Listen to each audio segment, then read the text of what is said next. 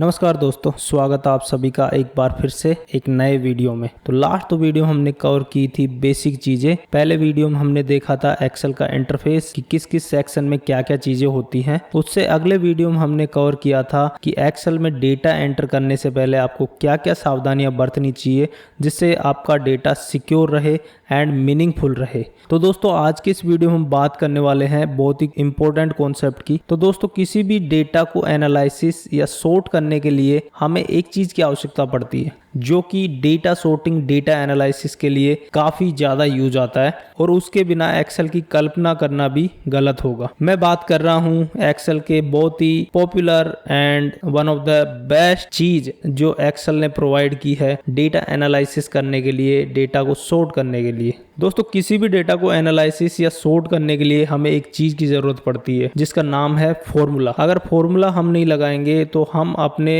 Data को interpret नहीं कर पाएंगे। इट मीन्स कि आपको कोई भी एनालिसिस, कोई भी इंटरप्रिटेशन डेटा से रिलेटेड करना है तो आपको फॉर्मूला की नॉलेज होना बेहद जरूरी है। अब एक तो अपने मैथमेटिकल फॉर्मूले होते हैं, एक अपने एक्सेल में फॉर्मूले होते हैं। तो दोनों में बेसिकली फर्क क्या है और दोनों की मीनिंग क्या होती है और कैसे हम एक्सेल में फॉर्मूलाज, फंक्शंस यूज कर पाएंगे, तो आइए जानते हैं इनके बारे में इस वीडियो में। तो आज का अपना टॉपिक होगा formula and function in Excel. हम फॉर्मूला एंड फंक्शन को कैसे एक्सेल में यूज करते हैं, what is the difference between formula and function, दोनों में बेसिक डिफरेंस क्या है, क्यों ये दोनों अलग हैं एक दूसरे से। तो सबसे पहले तो हम जान लेते हैं कि व्हाट इज फॉर्मूला।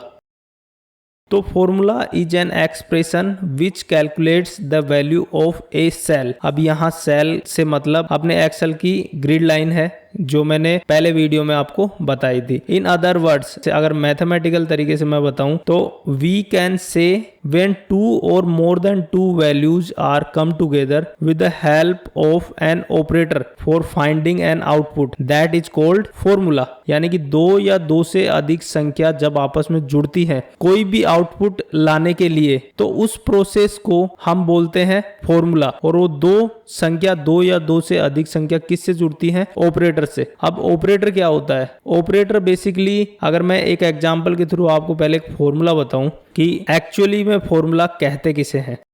तो जैसे 1 + 1 = 2, यहाँ पे 1 एंड 1 मेरी वैल्यू है, ठीक है। अब इन दोनों को जोड़ रहा है प्लस, तो प्लस मेरा होगा ऑपरेटर, ठीक है। अब मुझे आउटपुट क्या मिलेगा इससे? 2। तो यहाँ पे आप देख सकते हो ये 2 मेरी वैल्यू है, इनको आपस में जोड़ रहा है ऑपरेटर यानी कि प्लस का साइन, और इससे मुझे रिजल्ट मिल रहा है 2। ये मेरा आउटपुट है। तो ये पूरा का पूरा मेरा फॉर्मूला हुआ। तो इस तरीके से हम फॉर्मूला को समझ सकते हैं। जैसे मैंने 1 + 1 किया, सपोज करो आपको 2 का डबल निकालना है, तो आप क्या करोगे? 2 को 2 से गुणा करोगे, ठीक है। उसका कितना आएगा टोटल? उसका सम आएगा 4। तो ये भी एक फॉर्मूला है। तो मैथमेटिकल फॉर्मूला ऐसे होते हैं, ठीक है। अब अपने जो स्टैंडर्ड जो मैथ में जो नोटबुक में अपन यूज करते हैं उन फॉर्मूलों में और एक्सेल के फॉर्मूला में बेसिक अंतर क्या है, तो चलिए देखते हैं। तो उसको समझने से पहले मैं आपको कुछ बेसिक ऑपरेटर बता देता हूं जिससे कि आपका काम और आसान हो जाएगा। तो मैंने कुछ बेसिक से जो ऑपरेटर यूज होते हैं वो मैंने यहाँ पे लिए हैं।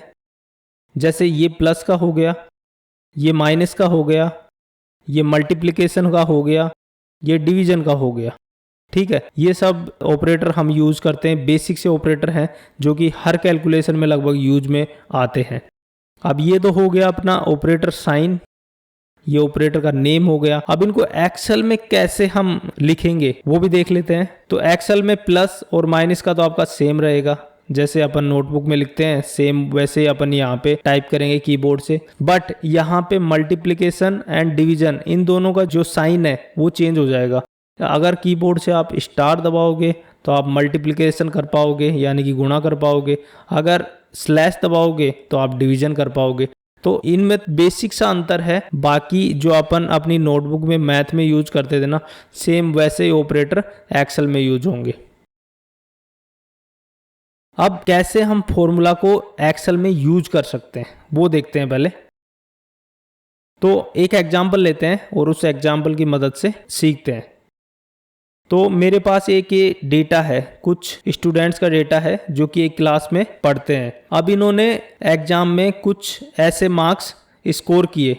तो अब इसमें मुझे क्या करना है, मुझे इसमें एक तो total obtained marks of every student, यानी कि हर स्टूडेंट ने कितने कितने मार्क्स अर्जित किए उसका टोटल करना है।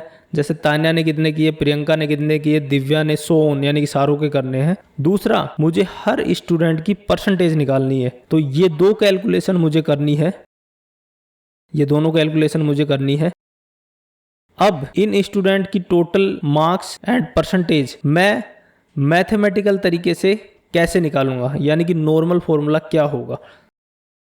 तो नॉर्मल कैलकुलेशन निकालने के लिए मैं क्या करूंगा, हिंदी मार्क्स लिखूंगा, प्लस करूंगा, इंग्लिश मार्क्स लिखूंगा, प्लस करूंगा, मैथ मार्क्स लिखूंगा, प्लस करूंगा, साइंस मार्क्स लिखूंगा, प्लस करूंगा, सोशल साइंस मार्क्स लिखूंगा, और एंड में मेरा रिजल्ट आएगा टोटल मार्क्स, यानी कि इन सब का टोटल आ जाएगा। जो भी इसका टोटल होगा वो मेरा आउटपुट आ जाएगा। ठीक है, अब नेक्स्ट मुझे क्या करना है, परसेंटेज। तो परसेंटेज को मैं कैसे करूंगा, परसेंटेज को मैं करूंगा टोटल ऑब्टेन्ड मार्क्स को डिवाइड करूंगा टोटल मार्क्स से, और फिर उसमें गुणा कर दूंगा 100 का, यानी कि मल्टीप्लिकेशन कर दूंगा 100 से, तो मेरा परसेंटेज निकल के आ जाएगा। अब सेम चीज हम एक्सेल में कैसे करेंगे, वो हम एक्सेल में जाके ही देखते हैं, तो आपको अच्छे से समझ में आएगा। तो इस पीपीटी को मैं यहाँ पे बंद कर रहा हूँ। तो मैं अपना एक्सेल ओपन कर लेता हूँ, और सेम डेटा मैंने एक्सेल में बना के रखा है, तो आपको एग्जाम्पल भी जल्दी समझ में आ जाएगा। तो मैंने ये वाला मेरा डेटा है। अब इसमें मुझे क्या करना है, मुझे हर स्टूडेंट का टोटल मार्क्स निकालने हैं। टोटल मार्क्स उसके कितने आए वो चीज हमें यहाँ पे पहले निकालनी है, उसके बाद में परसेंटेज निकालनी है। तो हम सिंपली क्या करेंगे, सबका प्लस प्लस करके टोटल कर लेंगे, हिंदी इंग्लिश जैसा हम मैथ में करते हैं। अब एक्सेल को कैसे बताएंगे कि हम फॉर्मूला लगाने जा रहे हैं। कभी भी हम फॉर्मूला लगाएंगे एक्सेल में, तो सबसे पहले इक्वल का साइन, सॉरी गलत जगह लगा है, इस सेल में मुझे लगाना है। तो सबसे पहले मैं क्या करूंगा, इक्वल टाइप करूंगा, यानी कि बराबर की मैं प्रेस करूंगा। इससे क्या होगा कि एक्सेल को समझ में आएगा कि अब अपन कोई फॉर्मूला वहां पे लगाने जा रहे हैं, और वो उसको एनालाइज करके देगा, यानी कि अपने को फाइनल आउटपुट ला के देगा। तो उसके लिए हम क्या करेंगे, इक्वल का साइन प्रेस किया, उसके बाद में अपन उन सेल को सिलेक्ट करेंगे जहां पे वो संख्याएं हैं। मैंने हिंदी वाली सेल सेलेक्ट की, प्लस किया, फिर मैंने इंग्लिश वाली सेल सेलेक्ट की, प्लस किया, फिर मैंने मैथ वाली सेल सेलेक्ट की, प्लस किया, ऐसे साइंस की सिलेक्ट कर ली और सोशल साइंस की सिलेक्ट कर ली। लास्ट में ये गलती से लग गया, लास्ट में कोई भी ऑपरेटर लगाने की जरूरत नहीं है। तो यहाँ पे क्या किया मैंने सबका 1 by 1 प्लस कर लिया, सबको जोड़ लिया आपस में। अब यहाँ पे आप देख रहे होगे कि संख्या तो मेरी आई नहीं, यहाँ पे कुछ ऐसा लिखा हुआ आ रहा है। तो अब याद करो आप पहले वीडियो मैंने क्या बताया था कि एक्सेल हमेशा फॉर्मूला सेल एड्रेस पे लगाता है, यानी कि वो उसकी रेफरेंस होती है। अगर मैं मैन्युअली टाइप करूंगा तभी आपको संख्या दिखेगी, अदरवाइज और किसी भी सेल में रखी हुई संख्या को सिलेक्ट करते हो तो फॉर्मूला रेफरेंस लेगा उस सेल एड्रेस की, ना कि वैल्यू की। तो वो ही यहाँ पे सिस्टम ने किया है कि उसने यहाँ पे सेल एड्रेस की रेफरेंस उस फॉर्मूला को दे दी। ठीक है, तो अब इसमें अपन ने सम कर लिया, और अब अपन क्या करेंगे, सिंपली एंटर की प्रेस करेंगे। तो यहाँ पे आप देख सकते हो कि टोटल ऑब्टेन्ड मार्क्स आ चुके हैं। इसके टोटल मार्क्स कितने आए वो यहाँ पे अपन ने टोटल कर लिए। ठीक है, अब मुझे अगला क्या करना है, परसेंटेज निकालनी है। तो परसेंटेज निकालने के लिए मेरा फॉर्मूला क्या होगा, सबसे पहले तो मैं एक्सेल को बताऊंगा कि मैं फॉर्मूला लगाने जा रहा हूँ। तो कमांड दूंगा मैं बराबर दबा के। अब मैं क्या करूंगा, अब मैं सबसे पहले ऑब्टेन्ड मार्क्स सेलेक्ट करूंगा, इस सेल को सिलेक्ट करूंगा तो सेल एड्रेस मेरा I3 आ जाएगा, क्योंकि I कॉलम में है और 3 नंबर रो पे है। तो I3 मैंने सेलेक्ट किया, फिर मैंने डिवीजन का साइन लगाया। जैसा मैंने आपको स्लाइड में बताया था कि यहाँ पे डिवीजन और मल्टीप्लिकेशन के साइन अलग होंगे। तो डिवीजन का तो स्लैश होगा और मल्टीप्लिकेशन यानी गुणा का होगा स्टार। तो यहाँ पे मैंने टोटल मार्क्स सेलेक्ट किए, डिवीजन का साइन लगाया यानी कि भाग दिया, और टोटल मार्क्स सेलेक्ट किए और गुणा का लगाया यानी कि स्टार की मैं यहाँ से प्रेस कर दूंगा, और अब मैं सिंपली 100 यहाँ पे दबाऊंगा, यानी कि 100 से गुणा करूंगा तभी वो परसेंटेज निकाल के लेके आएगा। और सिंपली मैं क्या करूंगा, एंटर दबा दूंगा। ठीक है, तो अब आप सोच रहे होगे कि ये चीज तो हम कैलकुलेटर में भी कर सकते हैं और नोटबुक में भी कर सकते हैं, तो एक्सेल में नया क्या है, हम क्यों एक्सेल यूज करें। सपोज करो अभी तो ये 5 कॉलम है जिनका मुझे सम करना है। हो सकता है कि ये 100 कॉलम हो, 200 कॉलम हो, 300 कॉलम हो, 1000 कॉलम हो। अगर उस केस में अगर हम मैनुअली ऐसे करने जाएंगे तो काफी ज्यादा टाइम लग जाएगा और सम टाइम तो इम्पॉसिबल हो जाएगा ये सब प्रोसेस अपने को फॉलो करने। तो उसी चीज से बचने के लिए एक्सेल ने इंट्रोड्यूस किए हैं फंक्शंस। अब फंक्शंस क्या होते हैं, फंक्शंस होते हैं प्री डिफाइंड फॉर्मूलाज जो कि एक्सेल बना के इनबिल्ट करके एक्सेल में आपको देता है। अब एक्सेल के जो फॉर्मूलाज होते हैं वो लिखे जाते हैं एक सिंटैक्स में और रन करते हैं आर्ग्यूमेंट के बेस पे। अब आर्ग्यूमेंट और सिंटैक्स क्या होते हैं वो अभी अपन आगे देखेंगे जब फॉर्मूला यूज करेंगे। अगर आपको एक्सेल के फंक्शन सही से यूज करने सीखने हैं तो आपको उस डिफरेंट पार्ट्स की जानकारी होना बेहद आवश्यक है। तो सबसे पहले तो अपन समझते हैं फंक्शंस के पार्ट, और उससे पहले मैं आपको कुछ फंक्शन यहाँ पे दिखा देता हूँ। तो एक्सेल में कितने फंक्शन है वो आपको मैं यहाँ पे दिखाने जा रहा हूँ। तो फंक्शंस को देखने के लिए आप सिंपली फॉर्मूलाज में जाओगे और यहाँ पे आप देख सकते हो डिफरेंट कैटेगरी दी हुई है। जैसे ऑटो सम की हो गई, इसके अंदर ये फॉर्मूले आपको मिल जाएंगे। फाइनेंशियल्स में ये फॉर्मूले आपको मिल जाएंगे, लॉजिकल में ये मिल जाएंगे, टेक्स्ट में ये मिल जाएंगे, डेट एंड टाइम में ये मिल जाएंगे। वैसे लुकअप, मैथ और मोर फंक्शंस, इसके अंदर 6 कैटेगरी आपको और मिल जाएंगी। तो ऐसे कुल मिला के इसमें सैकड़ों फॉर्मूलाज है। अब कौन सा फॉर्मूला किस कंडीशन के लिए सही बैठता है ये डिपेंड करता है उस कंडीशन के ऊपर। तो अपन आने वाले वीडियो में इन चीजों को देखेंगे और समझेंगे कि किस कंडीशन पे क्या फॉर्मूला अप्लाई होगा। तो 1 बाय 1 डिटेल में इनके ऊपर वीडियो आते रहेंगे, क्योंकि एक्सेल पूरी तरह डिपेंड करता है फंक्शंस के ऊपर ही। तो उसको इंक्लूड करना कोर्स में या वीडियोज में बेहद ज़रूरी हो जाता है। अब सबसे पहले एक फंक्शन मैं यहाँ पे टाइप करता हूँ जिससे कि आपको उसके पार्ट्स में बता पाऊँ। तो फंक्शन टाइप करने के लिए आप सिंपली, जैसे मैंने आपको पहले बताया था कि एक्सेल को बताने के लिए कि अभी हम फॉर्मूला लगा रहे हैं, तो सबसे पहले बराबर का की हम यहाँ पे प्रेस करेंगे, यानी कि इक्वल का साइन लगाएंगे। और कोई भी फंक्शन, काफी सारे फंक्शन है, एक सिंपल सा फंक्शन मैं यहाँ पे यूज कर रहा हूँ आपको समझाने के लिए, जो कि सम का है। अब इसका यूज मैं सिंपली बता देता हूँ कि ये वैल्यू को ऐड करता है। अब इसको डिटेल में आगे आने वाले वीडियो में हम देख लेंगे। अभी के लिए आप समझो कि फॉर्मूला लगाते कैसे हैं। ठीक है, मैं सिंपली कीबोर्ड से उस फॉर्मूला का नाम लिखूंगा तो एक नीचे ड्रॉप डाउन लिस्ट आपको दिखेगी। इसमें आप देख सकते हो कि जितने भी इस अल्फाबेट से स्टार्ट होते हैं फॉर्मूला के नाम, वो सारे यहाँ पे आपको दिख रहे हैं। अब आप क्या करोगे, यहाँ पे अपने फॉर्मूला का नाम लिख लो, सम।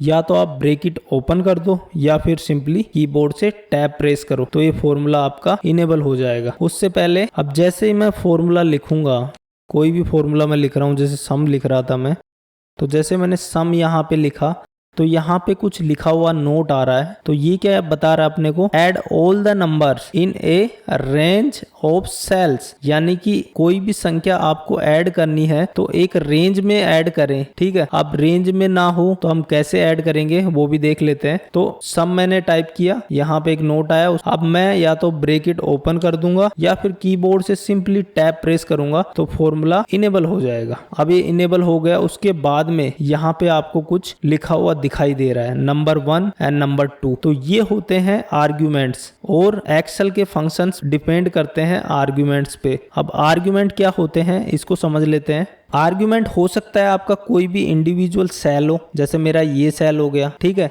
या फिर हो सकता है कोई रेंज ऑफ सेल हो सकता है पूरी रेंज हो मेरी। ठीक है, अब सपोज करो कि मुझे इस रेंज का सम नहीं करना, मुझे केवल 2 सब्जेक्ट का टोटल चाहिए, यानी कि हिंदी का और साइंस का। तो मैं यहाँ पे अगर इसका रेंज सेलेक्ट कर लूंगा तो ये गलत हो जाएगा, तो ये सारों का सम कर देगा। तो मुझे क्या करना है, इन 2 संख्याओं को आपस में जोड़ने के लिए मैं पहली संख्या को सिलेक्ट करूंगा, पहली सेल को सिलेक्ट करूंगा, तो यहाँ पे आपको D3 सेल एड्रेस दिखाई देगा। अब दूसरी संख्या को मैं जोड़ने के लिए एक सेपरेटर का यूज करूंगा। अब सेपरेटर क्या है, सेपरेटर यहाँ पे है कि आपके आर्ग्यूमेंट को आपस में जोड़ता है, यानी कि जैसे मेरा पहला आर्ग्यूमेंट था हिंदी का मार्क्स, ठीक है, और दूसरा आर्ग्यूमेंट है मेरा सोशल साइंस का मार्क्स। तो मैं क्या करूंगा, हिंदी के मार्क्स को यहाँ पे सेलेक्ट करूंगा, कोमा दबाऊंगा, उसके बाद में सोशल साइंस के मार्क्स को सिलेक्ट करूंगा। तो यहाँ पे क्या हुआ, D3 और S3 दो रेफरेंस सिस्टम पकड़ लेता है सम करने के लिए, जो कि हमने सेलेक्ट की है हिंदी और सोशल साइंस के मार्क्स। ठीक है, एक ये तो पहला हो गया कि जब डेटा रेंज में ना हो, यानी कि एक रेंज ऑफ सेल में ना हो। ठीक है, अगर डिफरेंट डिफरेंट जगह पे डेटा रखा हुआ हो, डिफरेंट डिफरेंट सेल में डेटा रखा हुआ हो, तो उनको जोड़ने के लिए यहाँ पे जैसे हम प्लस का करते हैं ना, सेम वैसे ही ऑपरेटर आप इसको मान सकते हो, कोमा को। ठीक है, एक तो ये चीज हुई। अब दूसरी चीज क्या है, सपोज करो एक रेंज में मेरा डेटा है और जिसको मुझे सम करना है, जैसे मुझे तान्या का सारे जो सब्जेक्ट है उनका टोटल करना है, तो मैं क्या करूंगा, सारी की सारी सेल यहाँ पे मैं सिलेक्ट कर लूंगा। ठीक है, अब ऊपर आप गौर कर रहे होगे कि यहाँ पे कोलन यानी कि अनुपात का चिन्ह आपको दिख रहा है। तो एक्सेल में कोलन का मतलब होता है 2, यानी कि मैं यहाँ पे D3 से S3 तक की रेंज ले रहा हूँ, मतलब यहाँ से और यहाँ तक का मुझे सम करना है। तो एक्सेल क्या करता है, एक्सेल यहाँ पे लिखता है कि मुझे D3 कोलन S3, कोलन का मीनिंग हो गया 2, मुझे D3 से S3 तक का सम करना है। ठीक है, अब ये सिंगल आर्ग्यूमेंट हो गया। सिंगल आर्गुमेंट कैसे हुआ कि यहाँ पे कोमा अभी तक नहीं लगाई, कोमा से पहले सारी वैल्यू है। अगर कोमा लगा देते तो एक आर्गुमेंट पूरा हो जाता, अभी मैंने कोमा नहीं लगाई तो एक ही आर्गुमेंट पे चल रहा है। अगर मुझे आगे और कुछ ऐड करना है इसके अंदर तो मैं ऐड कर लूंगा दूसरा आर्गुमेंट। अगर रेंज में है, यहाँ पे तो अपनी रेंज खत्म हो गई। अगर सपोज करो आपके पास लंबा डेटा है और रेंज अभी तक खत्म नहीं हुई, तो आप और आगे तक सिलेक्ट कर सकते हो, यानी कि एक रेंज में जितना भी डेटा है वन वे में एक आर्गुमेंट में आप उसको सिलेक्ट कर सकते हो। अब सपोज करो मुझे यहाँ पे तान्या के साथ में फॉर एग्जांपल नीचे वाले विनय का भी मार्क्स ऐड करने हैं, तो मैं क्या करूंगा, दूसरा आर्गुमेंट देने के लिए यानी कि रेंज ऑफ सेल से बाहर आने के लिए मैं क्या करूंगा, कोमा दबाऊंगा। कोमा दबाने से क्या होगा, यहाँ पे आप देख रहे थे कि जैसे मैं कोमा नहीं लगा रहा था तो नंबर 1 आर्गुमेंट पे हाईलाइटेड था, जैसे मैंने कोमा दबाई तो दूसरा आर्गुमेंट यहाँ पे इनेबल हो गया। इसका मतलब क्या हुआ कि यहाँ तक का आर्गुमेंट, यहाँ तक का सम हमने कर लिया। ठीक है, अब मुझे दूसरा सम करना है, तो दूसरा सम करना है तो मैं फिर से कोई भी सेल जिसका मुझे सम करना है उस सेल को मैं सिलेक्ट कर लूंगा। तो सपोज करो मुझे सिंगल इसी सेल का सम करना है, तो मैं इसी को सिलेक्ट कर लिया मैंने। और अब मुझे आगे सम नहीं करना, अब मुझे आउटपुट लेके आना है। तो मैं क्या करूंगा, ब्रैकेट बंद कर दूंगा। ब्रैकेट बंद करने से क्या हो जाएगा, ब्रैकेट बंद करने से होगा कि सिस्टम को पता लग जाएगा कि आपका फॉर्मूला, आपकी कैलकुलेशन यहाँ पे खत्म हो गई। ठीक है, अब ये तो एक सिंपल सा फॉर्मूला था कि इसमें आर्गुमेंट एक ही कंपलसरी था। ठीक है, पहले मैं इसका आउटपुट आपको दिखा देता हूं। तो जैसे आउटपुट आ गया इसका 434। ठीक है, और 434 कैसे आया, इसका सम किया और इसका सम किया। अब सपोज करो मुझे इसको हटाना है यहाँ से, इस फॉर्मूला से, तो मैं सिंपली क्या करूंगा, यहाँ से ये हटा दूंगा। अब सिस्टम में केवल रेफरेंस रहेगी इन सेल की। ठीक है, अब यहाँ पे आपने रेफरेंस दे दी सिस्टम को। अब रेफरेंस देने का फायदा आपको यहाँ पे क्या होगा, अब सेल रेफरेंस लगाने का सबसे बड़ा फायदा क्या होता है कि मैं अब किसी भी सेल में कुछ भी अपडेट करना चाह रहा हूँ, कोई भी नंबर में अपडेट करना चाह रहा हूँ, तो मैं जैसे यहाँ पे इसको 100 करता हूं, तो एक्सेल क्या करेगा, उस रेफरेंस की मदद से इस डेटा को अपडेट कर देगा। यानी कि यहाँ पे जो फॉर्मूला है उस फॉर्मूले में ये रेफरेंस दी हुई है इस सेल की, और हमने उस सेल को अपडेट किया है, तो सिस्टम टोटल जो उसने किया था ना उसको अपडेट कर देगा। ठीक है, अब नेक्स्ट चीज हमें क्या निकालनी है, परसेंटेज। ठीक है, परसेंटेज निकालने के लिए अपन क्या करेंगे, सम का यूज कर लेते हैं, या फिर यहाँ पे एक फॉर्मूला है एवरेज का, तो एवरेज अपन यूज कर लेते हैं। तो एवरेज मैंने दबाया और फॉर्मूला को इनेबल करने के लिए सिंपली टैब दबा दो और ब्रैकेट ओपन कर दो। अब यहाँ पे आर्गुमेंट सेम आर्गुमेंट मांग रहा है, नंबर 1 नंबर 2। तो मुझे क्या करना है, तान्या के टोटल मार्क्स की एवरेज निकालनी है। मैं क्या करूंगा, यहाँ पे सारे मार्क्स वाली सेल को सिलेक्ट कर लूंगा और ब्रैकेट बंद कर दूंगा। अगर आप ब्रैकेट बंद ना भी करो तो भी कोई फर्क नहीं पड़ता, सिस्टम अपने आप ब्रैकेट बंद कर देगा। तो जैसे मैंने यहाँ से सिलेक्शन बनाया सेल का और एंटर दबाया, तो यहाँ पे आप देख सकते हो कि उसकी परसेंटेज आ गई।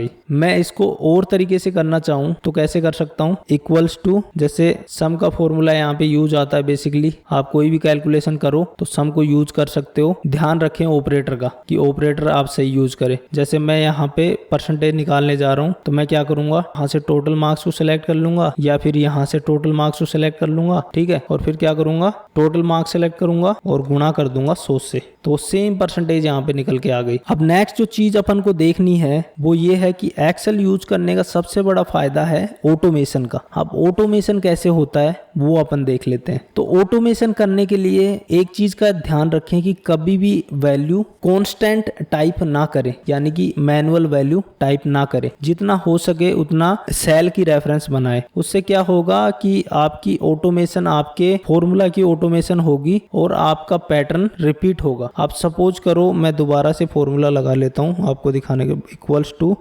सम, ये रेंज सेलेक्ट की मैंने और एंटर दबाया। ठीक है, अब मैं यहाँ से परसेंटेज भी साथ साथ निकाल ही लेता हूँ, एवरेज निकाल लेता हूँ। मैं एवरेज वाला फॉर्मूला लगाया, ये सेलेक्ट किया, एंटर दबाया। ठीक है, अब मुझे सारे स्टूडेंट का टोटल करना है सब्जेक्ट का। ठीक है, तो मैं क्या करूंगा, मैं बार बार फॉर्मूला नहीं लगाऊंगा। यहाँ पे मैं क्या करूंगा, या तो इस फॉर्मूला को कॉपी करूंगा, कंट्रोल सी करूंगा, सारी सेल को सिलेक्ट करूंगा और कंट्रोल वी कर दूंगा। सारे सब्जेक्ट की सेल रेंज हमने सेलेक्ट कर ली थी। अब दूसरे में क्या किया सिस्टम ने, दूसरे में सिस्टम ने उसी पैटर्न को फॉलो किया और ऑटोमेटिकली उसी हिसाब से कैलकुलेशन कर दी। ठीक है, अब तीसरे में भी उसी हिसाब से कैलकुलेशन कर दी, यानी कि एंड तक उसी हिसाब से कैलकुलेशन कर दी। ठीक है, अब मैं इसको हटा रहा हूं। अब सपोज करो आप फॉर्मूला भी पेस्ट नहीं करना चाहते, तो एक्सेल में होता है फ्लैश फिल का ऑप्शन। अब फ्लैश फिल अपन कैसे लगाएंगे, तो फ्लैश फिल लगाने के लिए अपन जैसे यहाँ पे अपने कर्सर को लेके जाएंगे तो यहाँ पे ये वाला साइन प्लस वाले साइन में कन्वर्ट हो जाएगा। ये भी वैसे प्लस ही है, बट ये मोटा प्लस बोल सकते हो, और जैसे यहाँ पास करोगे तो पतला प्लस हो जाएगा। तो अब मैं क्या करूंगा, सिंपली क्लिक करूंगा यहाँ पे, डबल क्लिक, तो जहां तक साइड वाली सेल में डेटा होगा ना, या फिर ना भी हो, अगर आप टेबल यूज कर रहे हो तो टेबल में जहां तक टेबल की रेंज होगी ना, वहां तक आपको फिल करके दे देगा उसी पैटर्न में जैसे आपने पहले वाले सेल को किया था। अब एक फॉर्मूला को प्रॉपर वे में लिखने के तरीके को अपन बोलते हैं सिंटैक्स। यानी कि एक्सेल में जब आप एक फंक्शन लिखते हो ना, तो उसमें बहुत सारे सिंटैक्स होते हैं। जैसे अपन ने सम का फंक्शन यहाँ पे लिखा था, तो सम में अपना इक्वल भी सिंटैक्स है, सम भी सिंटैक्स है, ये ब्रैकेट भी सिंटैक्स है, ये आर्ग्यूमेंट भी सिंटैक्स है, ये सेपरेटर भी सिंटैक्स है और ये ब्रैकेट भी सिंटैक्स है। जब भी आप कोई भी फंक्शन लिखोगे तो फॉर्मूला को मैं फंक्शन से यहाँ पे रिप्लेस कर रहा हूँ, क्योंकि यहाँ पे फंक्शन है ना कि फॉर्मूला। फंक्शन क्या होते हैं, प्री डिफाइंड फॉर्मूलाज होते हैं जो कि एक्सेल प्रोवाइड करता है, तो वो एक्सेल के फंक्शन हुए। तो जब भी आप एक्सेल में फंक्शन लिखो, जैसे आपको एक प्रॉपर वे दिया हुआ है एक्सेल ने, उसी सिंटैक्स में फॉर्मूला को लिखें, अदरवाइज आपको एरर मिलेगा। ठीक है, तो ये हो गया सिंटैक्स का फायदा कि एक प्रॉपर सिंटैक्स में लिखोगे तो आपको एक्सेल प्रॉपर कैलकुलेशन करके देगा, अदरवाइज आपको एरर दे देगा। अब दूसरी जो चीज यहाँ पे गौर करने वाली है आर्ग्यूमेंट वाली, वैसे तो अपन ने थोड़ा बहुत कवर किया था, बट उसको समझ लेते हैं अब दोबारा से डिटेल में। तो जैसे सम में मेरा एक आर्ग्यूमेंट मैंडेटरी है, तो जैसे मैंने सम टाइप किया तो यहाँ पे आर्ग्यूमेंट आ गए, तो यहाँ जो भी स्क्वायर ब्रैकेट में आएगा उसका मतलब क्या है कि वो मैंडेटरी नहीं है। ठीक है, इस चीज को गौर कर लेना कि स्क्वायर ब्रैकेट में जो भी आर्ग्यूमेंट दिखे उसका मतलब वो मैंडेटरी नहीं है। अगर आपको रिक्वायरमेंट है तो आप उसमें डेटा डाल दो, अदरवाइज आपको बाकी के जो मैंडेटरी आर्ग्यूमेंट है उनके बेस पे कैलकुलेशन करके सिस्टम दे देगा। ठीक है, तो यहाँ पे नंबर एक आर्ग्यूमेंट अपना कंपलसरी है। ठीक है, तो अपन अगर सिंगल आर्ग्यूमेंट यहाँ पे लगाएंगे तो अपन को आउटपुट मिल जाएगा। सपोज करो मैं दूसरा कोई फॉर्मूला ले रहा हूँ, जैसे मैं एक फॉर्मूला है वी लुकअप का, ये सारे फॉर्मूला हम पढ़ेंगे आने वाले वीडियोस में। तो यहाँ पे देख रहे हो आप, वी लुकअप का फॉर्मूला मैंने लगाया, तो यहाँ पे 1 2 3 मैंडेटरी आर्ग्यूमेंट है। अगर आप इनमें से एक भी आर्ग्यूमेंट मिस करते हो तो आपको सिस्टम एक्सेल एरर दे देगा। मैं आपको फॉर्मूला लगा के दिखाता हूँ। ठीक है, तो उसके लिए इसको समझना मत, आप केवल आर्ग्यूमेंट के हिसाब से मैं यहाँ पे लगा रहा हूँ। ठीक है, तो मैं क्या करता हूँ, 2-3 नाम यहाँ से ले लेता हूँ।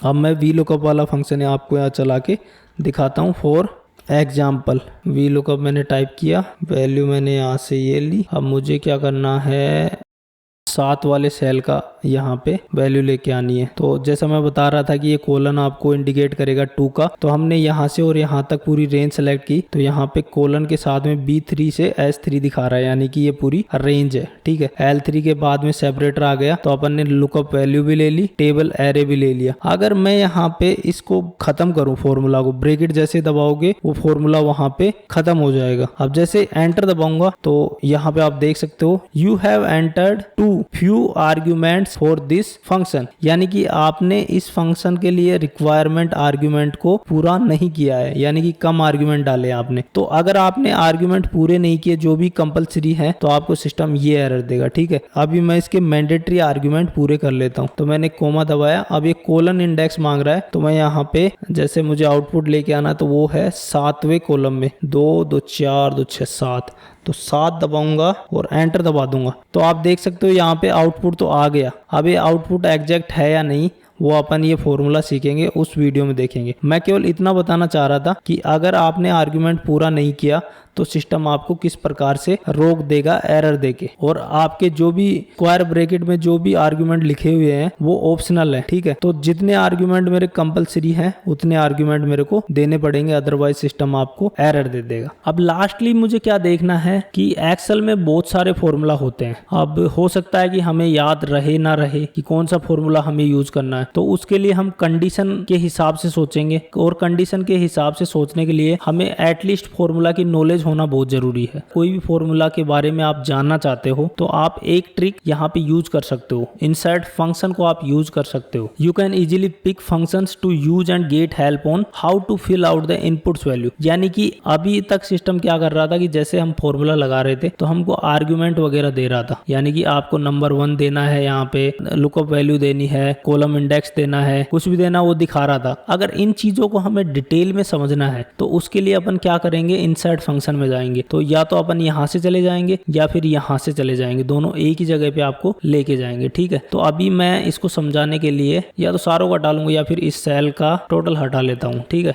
अब मैं यहाँ पे क्लिक किया मैंने, तो यहाँ पे कुछ ऐसा विंडो आपको दिखेगा। तो इंसर्ट फंक्शन इस विंडो का नाम है। तो यहाँ पे आप देख सकते हो कि जो कैटेगरी यहाँ है ना फंक्शंस की, वो कैटेगरी यहाँ पे भी शो हो रही है। अब कोई भी फंक्शन आप यूज करना चाहो, जैसे मैं डेट एंड टाइम पे करूंगा तो इस कैटेगरी के अंदर जितने फॉर्मूला एक्सेल में वो सारे शो होंगे। सेम वैसे जैसे कि मैं लुकअप एंड रेफरेंस का सेलेक्ट करूंगा कैटेगरी, तो यहाँ पे उससे रिलेटेड सारे फंक्शन आ जाएंगे। लॉजिकल करूंगा तो लॉजिकल, ऐसे जो भी कैटेगरी आप सेलेक्ट करोगे तो उससे रिलेटेड फंक्शन आपको यहाँ पे देखने को मिल जाएंगे। किसी फंक्शन के आर्ग्यूमेंट वगैरह उसकी मीनिंग जाननी हो तो मैं क्या करूंगा, सपोज करो कोई एक रैंडम फंक्शन मैं यहाँ से ले लेता हूँ।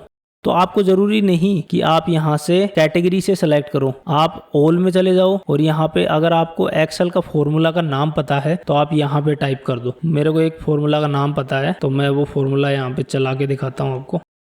उस फॉर्मूले का नाम है सम इफ। ठीक है, ये भी सम करता है कंडीशन के बेस पे, तो सारी चीजें अपन देख लेंगे। तो जैसे मैंने सम इफ टाइप किया और मैं गो पे क्लिक कर दूंगा तो यहाँ पे वो फंक्शन दिख जाएंगे। अब यहाँ पे सम इफ से 2 फंक्शन स्टार्ट होते हैं, सम इफ एंड सम इफ्स, दोनों यहाँ पे दिख रहे हैं। और ये कैटेगरी हो गई रिकमेंडेड। रिकमेंडेड किस बेस पे कि अपन ने सर्च किया था। ठीक है, तो मैं यहाँ पे केवल सम इफ दिखाना चाह रहा हूँ।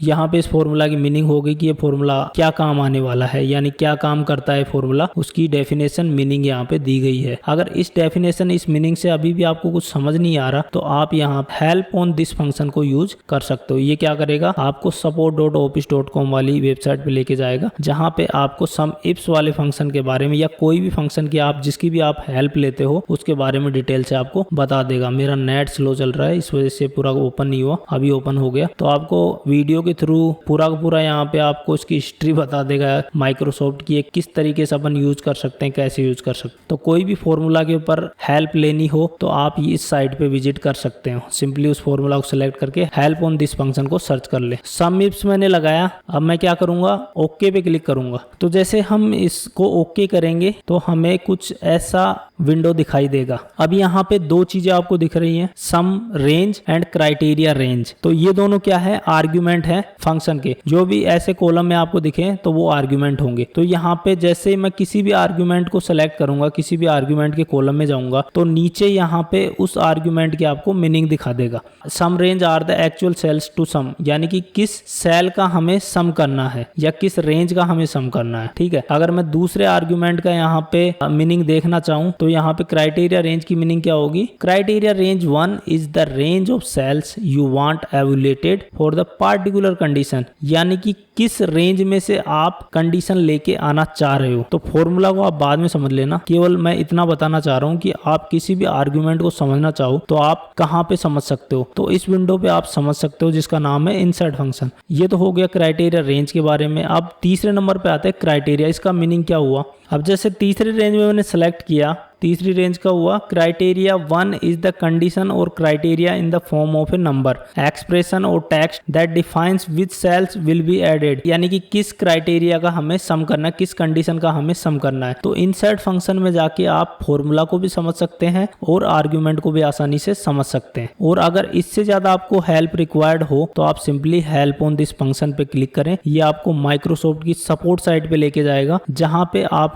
स्पेसिफिक जो फंक्शन आपने इंसर्ट फंक्शन में यूज किया है उसी का आपको वीडियो दिखाएगा और कुछ वहां पे एग्जाम्पल वगैरह आपको देखने को मिलेंगे, जिसके बिहाफ पे आप उस फंक्शन को अच्छे से यूज करना सीख सकते हो। तो इंसर्ट फंक्शन का बेसिक सा यूज यही है। एक बार आप फंक्शन को समझ जाएं तो इस विंडो को ना यूज करें, क्योंकि ये थोड़ा सा टाइम कंज्यूमिंग होता है। आप सीधा यहाँ पे जाके इक्वल दबा के और जो भी फॉर्मूला आपको लगाना है वो लगा ले। अगर आपको फॉर्मूले को समझना है तो आप इंसर्ट फंक्शन पे जाके उसको समझ सकते हैं। तो दैट्स इट फॉर टुडे। अभी 1:15 हो गए रात के, तो मैं इस वीडियो को एंड करता हूँ यहाँ पे। आई होप कि आपको ये वीडियो पसंद आया होगा। अगर वीडियो पसंद आया है तो इसको लाइक कर दें, चैनल पे नए हैं तो चैनल को सब्सक्राइब कर दें। मिलते हैं आपसे बहुत ही जल्द नए वीडियो के साथ में। तब तक के लिए बाय, टेक केयर। ये फाइल भी सेव कर लेता हूँ, आगे भी काम आ जाएगी। तो बाय।